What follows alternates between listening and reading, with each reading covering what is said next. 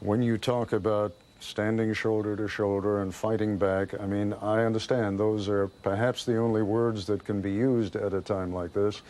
But as a man who has not only been the political leader of his country, but who has also been the top general in the army, what does that mean when you are fighting back an enemy who does not even publicly take responsibility for what he has done? You're fighting phantoms. I believe the president put it very clearly that there are two levels of kind of objectives. One is the terror thugs and the groups that actually perpetrated these events, and the other is those who are hosting them. And the objective of any world global coalition that should be established in a very near future is exactly to deal both with the kind of diplomatic and economic level of totally isolating automatically whoever is ready to host these groups, namely the rogue leaders, rogue states of the world, and simultaneously to deal with the groups themselves. And both groups are well known. You know, it's the terror thugs are the Osama bin Laden's, the Hezbollah, the Islamic Jihad, the Hamas, and even some Palestinian groups under Arafat. And the rogue leaders are Afghanistan, Iraq, Iran, North Korea, to an extent Sudan, and maybe some other players in partial role in the Middle East.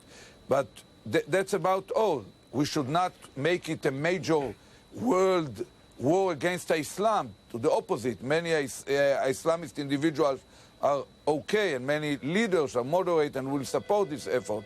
But it should be a sustained effort with determination and tenacity. It will take years. There will be ups and downs. We will suffer some tough moments, but we will prevail. We are stronger, and we will have now the courage of conviction to carry it on to the end.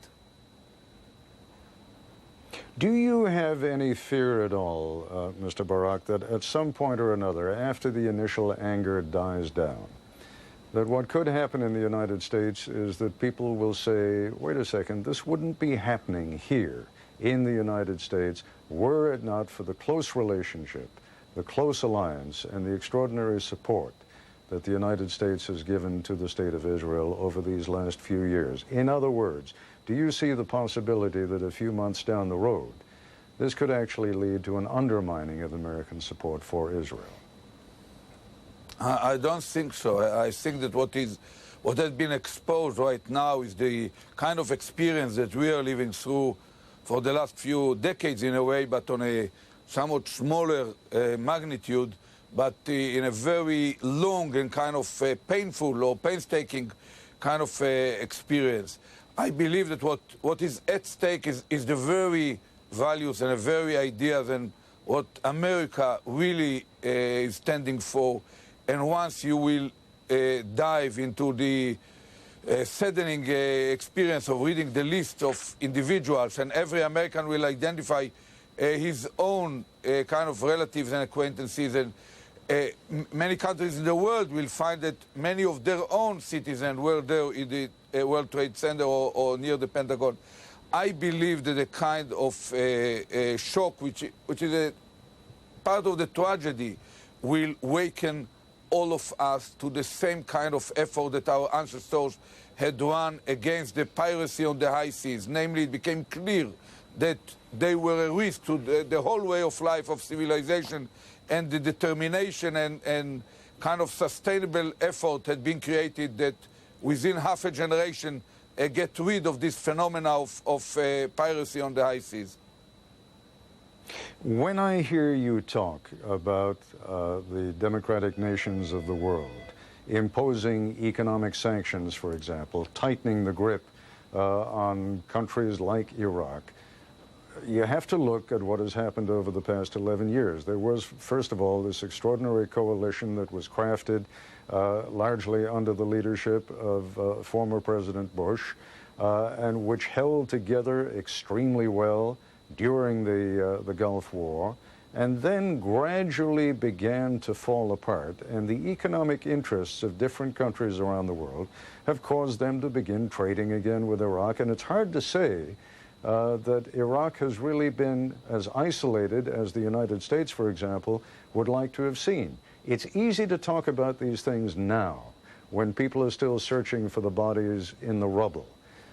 But do the democratic countries of the world really have the sort of tenacity to stick to a policy like this, which, as I think, as you're suggesting, has to be sustained over a period of years? Look, Ted, what happened 10 years ago is just an attempt of a rogue Middle Eastern leader to erase from the map a neighboring country called Kuwait. And Bush Sr., together with the same individuals, I can recall them. I visited twice the White House and the Pentagon during the very actual war. And I can recall to this moment Jim Baker and Dick Cheney and General Powell, as well as President Bush's father, former President Bush, with a kind of focused, energetic approach that was determined to put an end, to prove to this rogue leader where the rest of the world is standing. And the very fact that those very individuals are there, and they are kind of superb leadership team with a different challenge, much more painful and much more, not just symbolic, but at the heart of our civilization, not just as a metaphor, but whenever any individual, any one of us will land at Kennedy Airport and comes out from the airplane and sees a different skyline of New York, it will kind of re-stimulate, I believe, our understanding what is at stake. And I believe that no world order will be possible if this struggle will not be carried out. It doesn't mean that all the time the free world will have to use military force.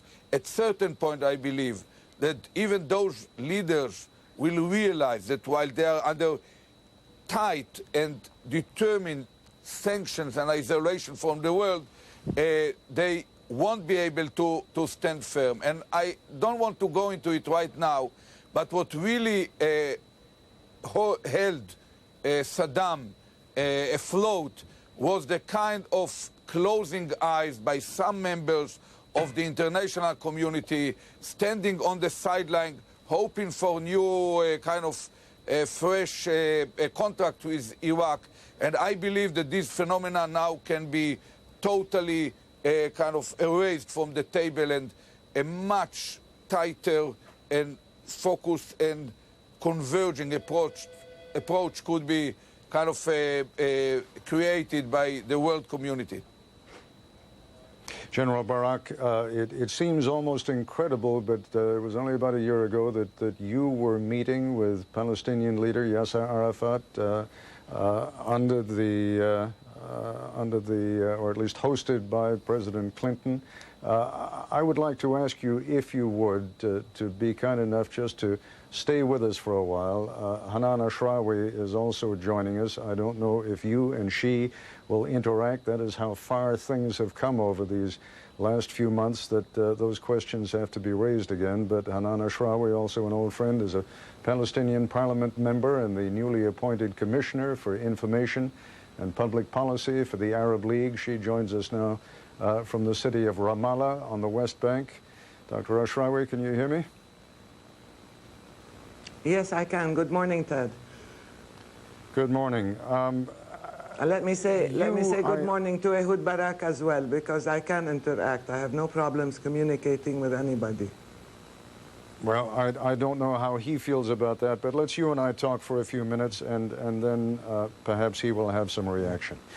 I know you appeared all over international television yesterday expressing your own outrage over the demonstrations of rejoicing by what I think I have to say it was a very small but voluble number of Palestinian demonstrators on the West Bank who were expressing their joy at what had happened. Your outrage, I think, was appropriate and useful at the time. Tell me what has been happening on the West Bank over these last 24 hours and how the events that have transpired are now being seen. Yes. I think, first of all, my outrage was absolutely genuine, and I think it reflects the attitude and the sentiments and the feelings of the Palestinian people as a whole. And I really would not like to draw conclusions on the basis of a minority of people who reacted without much thought and in ignorance before the full horror of the action and before the situation clarified itself. People acted without knowing. And therefore, I think one should look at the human reaching out to the American people, not just by myself as Hanan, but also by the leadership, by the people as a whole, by the different political parties and factions, and by the children and the men and women who went to the American consulate, who laid wreaths there, who lit candles, because there is a sense of identification. I think the Palestinian people as a whole feel that they share a sense of victimization with the American people who have suffered this horrific, terrible human tragedy of tremendous proportions and dimension. Now the Palestinian people in the last 2 days have moved from a state of shock to a state of horror and grief. But at the same time, they're not locked in their own captivity and in their own sorrow, because we are living in a state of siege. As you noted, we're living in a situation of occupation. There are every city, every village, every camp is totally besieged and isolated. There were incursions, bombings, and shellings by the Israeli army in the town of Jenin and the refugee camp there. Yesterday, 11 people were killed. Today, this morning, 3 Palestinians were killed by the Israeli army. The city of Jericho, Salfit, other places are also being shelled and bombed. And it's ironic that while the Palestinians that I've talked to are identifying with the American people, they're also pointing out to the fact that the Apache gunships, the F-16s, the shells that are being used, the missiles, are all made in the U.S. and funded by American money. So we're making a distinction between American policy in support of Israel and Israel's brutality as an occupying power, and making a distinction between that and the American people as victims of another type of brutality, but which emanates from the same mentality that seems to think you can subdue the human spirit by force, that seems to think that escalation of military might, the use of modern technology, can be used as a means to subdue a whole nation or destroy the spirit, the confidence, and even the humanity of others. And I refuse to allow anybody to destroy my humanity. And I think the Palestinian people as a whole should not be locked into their own sense of victimizations, but should use it in order to reach out to other victims. Several members, senior members of the Bush administration, including the president himself, have referred to the United States now as being in a war. Any number of people have made the observation that things are not today the way they were the day before yesterday. The world has changed. From your vantage point, how has it changed? I think it has changed, yes. This certainly is a turning point, because it shows that with the technology, with the means available through globalization and information revolution and so on, and technological revolution, that a new type of invisible enemy has come out with enormous dimensions and capabilities to carry out such a horrific action. I mean, to plan such an operation, to carry it out, to use the available means to reach the largest number of victims, of innocent victims. This is something that is unprecedented. But at the same time, I think there has to be not a reaction in terms of a gut military reaction. I think there has to be, first of all, maintaining the rule of law, understanding that there has to be a global rule of law, to investigate, to find the people who are culpable, and to punish them in accordance with the law. But there also has to be a new reaffirmation of humanity and of values, and that takes a human coalition much more than a military coalition. We cannot use the means of military, traditional military war to face a global enemy. And I think there are now new definitions of enemies.